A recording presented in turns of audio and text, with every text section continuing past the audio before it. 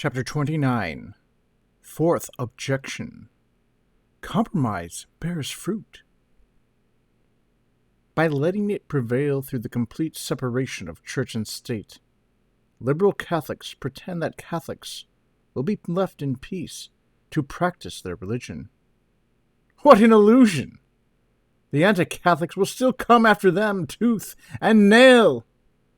Alas, liberal Catholics are blind to the realities of past, present, or future.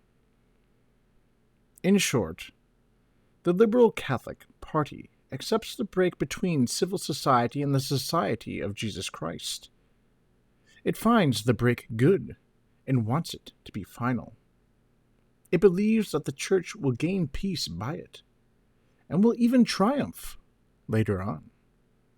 However, the perspectives of triumph are only presented to intolerant Catholics, and in a low voice. So let us leave to one side for now the triumph and see if liberal Catholicism will even just achieve peace. Certainly, this liberal church, a church perfectly of its time, since it cannot reasonably be suspected of obeying Rome, ought to cease to irritate or alarm the generous souls that have resolved finally to be over and done with the papal ulcer. From this point on, why should not Catholics become like everyone else and obtain the benefits of scorn? They will be scorned, is the proposal of liberal Catholics, but they will be left in peace. They will go about their religious duties just like the rest of their business. The age will no more cry clericalism against the parishioner of Saint Sulpice than against the literary sheep of the Reverend Cockerell. Translator's note.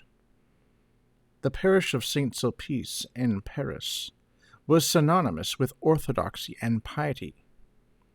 Father Ollier took over its direction in 1641, and became the center of a spiritual renewal in the city and the nation, and the base of the religious society of Saint Sulpice.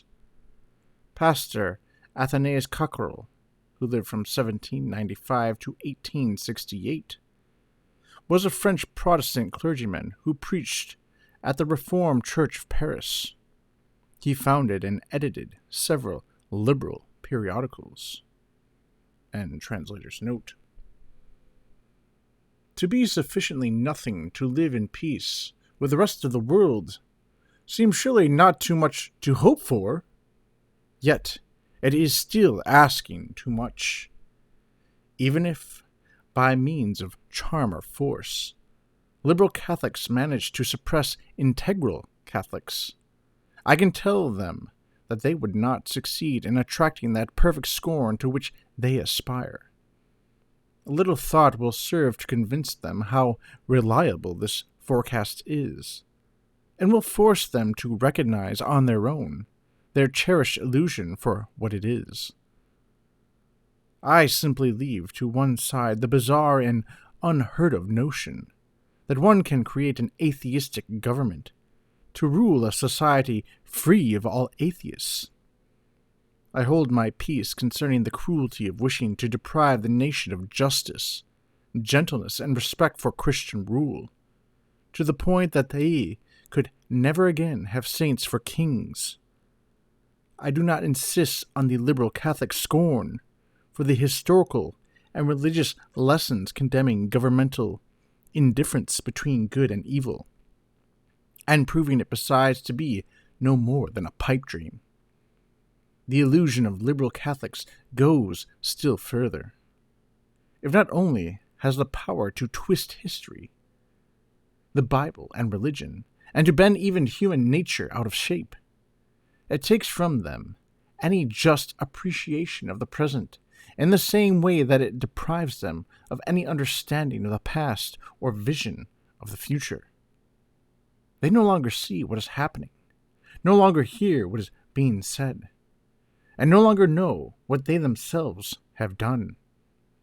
They misunderstand the workings of their own heart, like they misunderstand everything else.